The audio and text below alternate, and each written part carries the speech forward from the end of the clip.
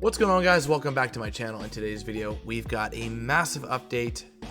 Normally when I say massive update, it usually is a pretty big update. Like we're used to getting a couple cards change here and there, but in this video, we're going to be talking about pretty much around 10 to 13 card changes, and holy moly, you're gonna have to brace yourself because it's going to be a whirlwind of emotions. Some cards are getting buffed, some cards getting nerfed, some cards are getting text changes, some cards are completely getting reworked, and we're going to be talking about other things being added to the game. And basically, this is the last update until the New Year's. I do think we're going to get another OTA. I'm not sure, but I'm pretty sure this is the last update until the end of the season. And yeah, but this is a huge one. I mean, they added so many things in this update, and we're going to go over it basically step by step. We're going to talk about the new features. We're going to talk about the cards that got nerfed and changed, some of the in-game mechanics that they're going to be trying to aim for future references for more healthier conditions and such. With that being said, let's go ahead and get into the first one. So right off the bat, we're going to talk about some of the new features called the Deck Builder. I want to talk about this because this is going to be very interesting. The Deck Builder, it has 3 points of interest. So it has acquired a sweet new card or variant, but not sure what deck to make it with. Our new Deck Builder to have a deck built for you. The Deck Builder analyzes vast amounts of data and statistics from live games. Take your collection into account to build an incredible deck for you to use. So basically what this is that there's going to be a new system in the game, and basically at a click of a button, you're going to basically fill in the cards for you, or essentially build something along the lines of that particular type of card you're looking for. I really like this. I think this is a really great feature, but there is a downside. I actually don't like this. And the reason that is that content creators make decks for you guys. We custom make decks, and now this Deck Builder kind of slightly takes away our job. And that's kind of a bummer. But we'll have to see and wait to see how this kind of pans out over the next couple of weeks. Hopefully it's not too bad, and it's for the better. I think this is fantastic though, because I get asked questions all the time. I have a new card, what do I use? How do I use it? Sorry if I'm yawning. It's a bit late here in California as I'm making this, but it's just going to be very interesting to see how this plays out. I think it's a very interesting mechanic to have in a game where it can definitely fill in the gap for you. They're going to be having albums. Now, here's a really cool thing. I'm going to read off a couple of these key points here. It asks, ever wanted to show off a complete variant set? Well, now you can with albums. Albums are sets of variants that offer up unique, exclusive rewards for collecting them. Earn rewards upon obtaining 3, 6, 9, or 12 variants in an album. Variants in an album have an indicator in the shop. 4 albums will be available at launch of this feature, including Venomized variants, Dan Hip variants, Jim Lee X-Men, and Hellfire Gala will launch shortly after.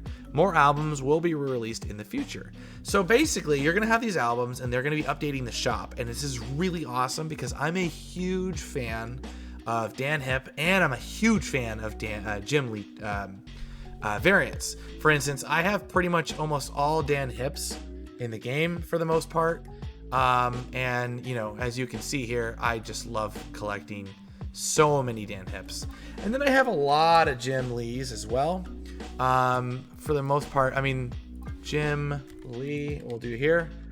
I don't know why it's not showing. Oh, these are favorites. So I have a lot of Jim Lees, and I love these variants. I even have like a Bishop Jim Lee inked. I love my Jim Lee. They just have that 1997 X-Men look, and I love that, and that's what I grew up with. So I love Jim Lee. I think these variants are just so good. So going forward, they're going to be adding also emotes, Players can now collect and equip new emotes. 4 new emotes have been added to the game. Each of these emotes is an album reward. The emote selector in-game now scrolls between pages to allow players to see all their available emotes. Players can now assign favorite emotes. Players can set pre-deck which 3 emotes are always listed first, and more emotes will be available in the future. So that's really cool. I think that's really awesome. I think they're making such great moves in the right direction to give the game a little bit more flavor, a little bit more spice. You control your people. I know some people just get salty over emotes, like, oh, that guy emoted me. It's like, dude, it's not that big of a deal, man. Like, it's in the game, get in people's heads, it's fun. And then they're gonna also be adding Spotlight avatar frames. Spotlight avatars have a new unique avatar frame. This also applies to previous earned Spotlight avatars. So I'm not sure what that is, but I think Spotlights, you get the avatars now whenever you get the card in the Spotlight. So they'll have unique things if you get them from the Spotlight. So I think that's kind of cool. They're going to be doing audio, new voiceover dialogues for Hela, Ultron, Apocalypse, Infinite, Onslaught, and Arm and Zola. So a lot of the 6-cost cards are going to be getting some buffs. That looks awesome in terms of their sound effects. New art visuals for Swarm and new visual effects. Improved and sped up visuals effects for Mjolnir. No more waiting around forever when Mjolnir affects multiple Thors. Awesome. I love that. Makes my editing a lot easier for my shorts. And then updated America Chavez visual effects. Now we're going to get into the visual changes. This is the part that we've all been waiting for, and this is the craziest thing. We're going to start it off with the one and only America Chavez. America Chavez is going to be receiving a brand new ability, and she's going to be getting nerfed in terms of her power and cost. Her old, which read 6/9, starts on the bottom of your deck, draw on turn 6. Now has a new ability. She's going to be reduced to a 2/3. With an on-reveal ability, the top card of your deck gets +2.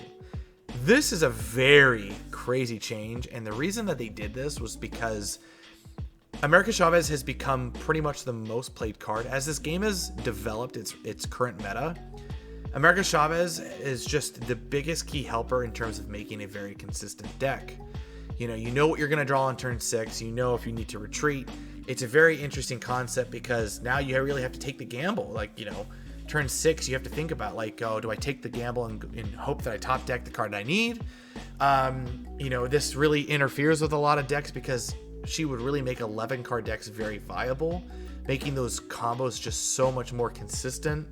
And it takes away from so many things, like, this change is going to be interfering with discard decks especially. I mean, discard decks really needed this for Dracula. Dracula essentially would always make it so that you always had an Apocalypse in hand because it would allow you to draw them. And then you can play America Chavez as your last card once you Modocked, allowing the Apocalypse to basically come into effect. So it's really interesting to see how this comes into play. And, she was just a really strong card for what she was.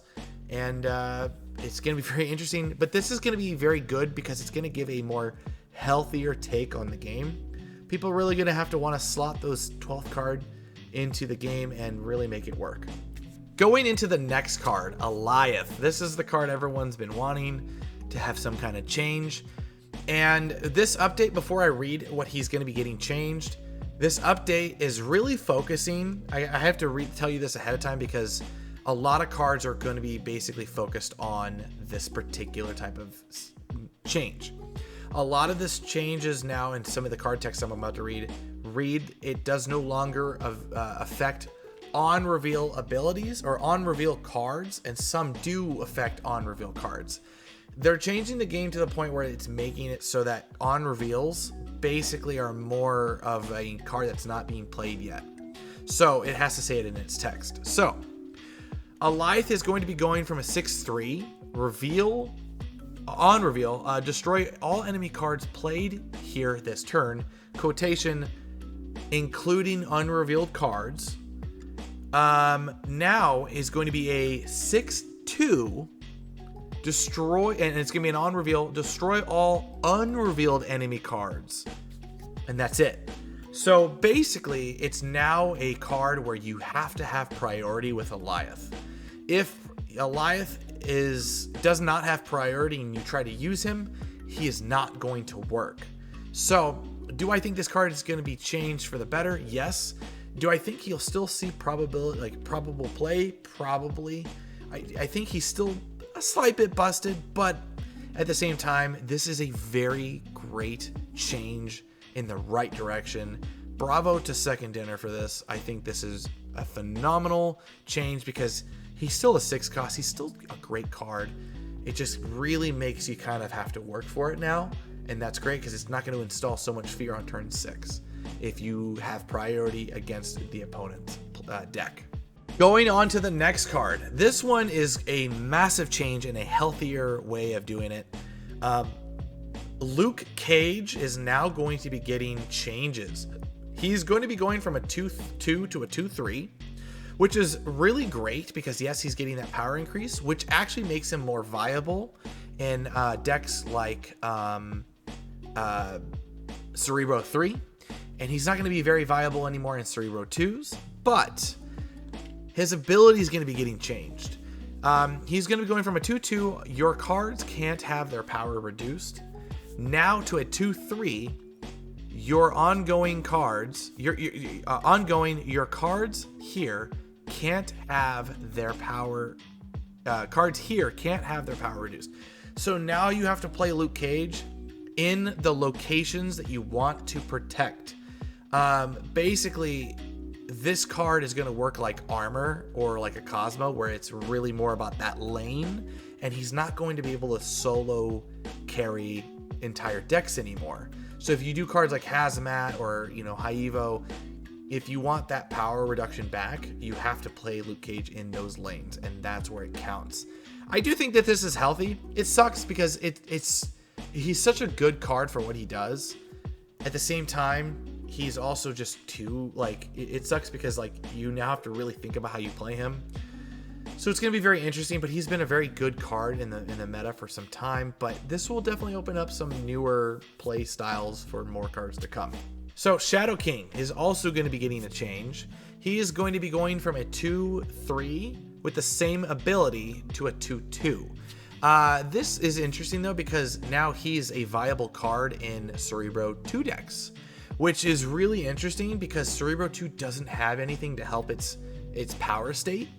And when cards get hurt by them, they're really, really hurt by that because his power level. So now that he's going to become a 2-2, he can really help, flourish in a Cerebro 2 deck, which is really awesome. But he's just been seeing so much play. So it's just pretty interesting to see how he's going to be playing. Sorry. I'm sorry, guys. It's so late for me. But going forward, I think, it'll be nice to see how strong or how weak he might become in the meta.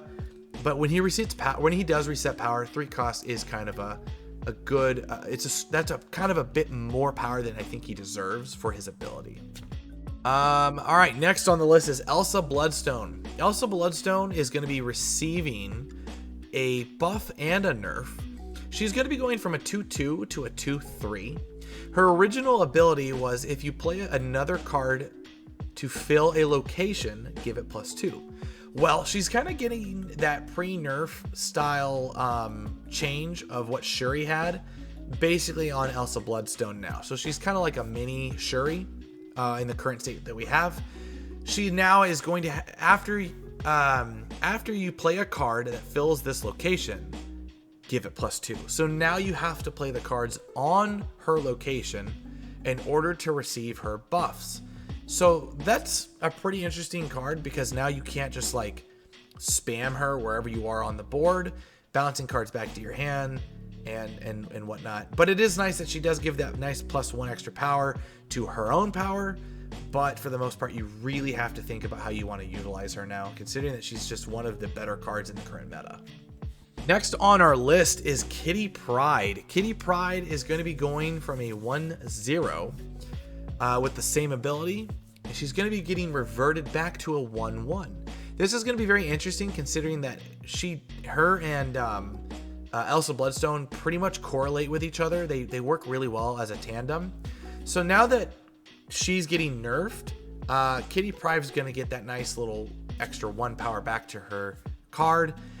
We'll see how this works out. I mean, to be honest, Kitty Pryde as a 0 still is so good. So we'll see how this plays out, but I think this is a good change in the right direction, considering that you're buffing the other cards that are helping Kitty Pryde. Next on our list is Ebony Blade, the sword behind Black Knight. This card is going to be getting a massive buff in terms of what it's going to be doing. Basically, this card is going from a 4/0 to a 4/0 with an ongoing ability. Can't be destroyed, and power can't be reduced. This is so incredible to this card. And the reason that they did this was because they always made this card in the sense of they wanted to make it, it's a fun card to play. They think it's super awesome, and they wanted to have like this sword that really made something feel mighty. So how else would you make a card feel mighty than to get its power and receive a very interesting buff behind it? So now you just can't destroy or reduce its power. So it's really interesting to see how that's going to play out. Keep in mind, this card is still prone to cards like getting moved. So, Magneto, things like that can still help it in terms of counter it. But now it's just so interesting because this card really just didn't see a whole lot of play. It was really fun to play with, but other cards during the time of its release just kind of saw better outcomes, and he just didn't really feel super unique. Even though he is very unique. I actually was a really big fan of this card when it came out, and I was doing really fun things with it, and I played it for a little bit. But he just lost his shine. I mean, his firecracker, that explosion that he had, was just kind of overshadowed by the other cards in that month. So I'm really happy to see this. This one's a really awesome buff, and yeah. All right, now next on our list is Ravonna Renslayer. She's going to be having the same ability. Nothing changed in terms of text. She's going to be going from a 2/1 to a 2/3.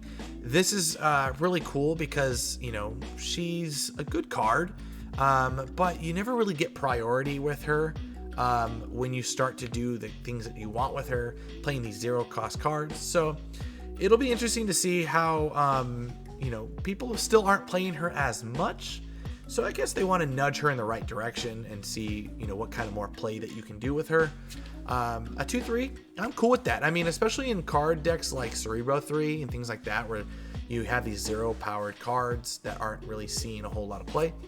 She going to basically a Cerebro 3 would be really cool. I can't wait to see what other decks that people want to play with her. And yeah.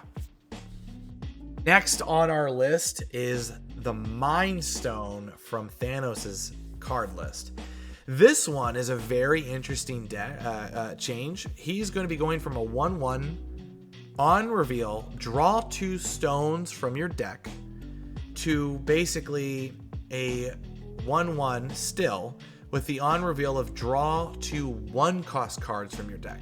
So basically, instead of drawing the stones, I guess they felt that that was just too strong of an ability, where there was other cards in the deck like that were 1-cost, like Sunspot at times, or Nebula, things like that. This essentially now, if you have 1-cost cards in the deck, you can now pull those instead of a stone. I think this is a good change because Thanos' kit is just entirely just really strong already. It's always been good, and even nerfed to the stones, I still always feel like Thanos is still always just lurking around every corner. He just brings a lot to the table. Personally, I will be running a Kazar deck again, like a Kazoo deck. I think Kazoo decks are so fun, and with that kind of change, I would be really okay with that, considering that you can pull just about any kind of 1-cost you want. And yeah. Another card on the list is going to be, and this is the interesting part of the cards that we're going to be talking about. These are going to be the cards that move and cannot move portion of the update, which is very interesting. Before I explain to you her buffs, I need to explain to you that I guess they want to start aiming for cards in the future to not move cards that haven't been revealed yet unless their card state says that. They want to make it feel like that card isn't technically, it hasn't been played yet. So they don't want to make it feel like, you know, you can yank something out of someone's corner.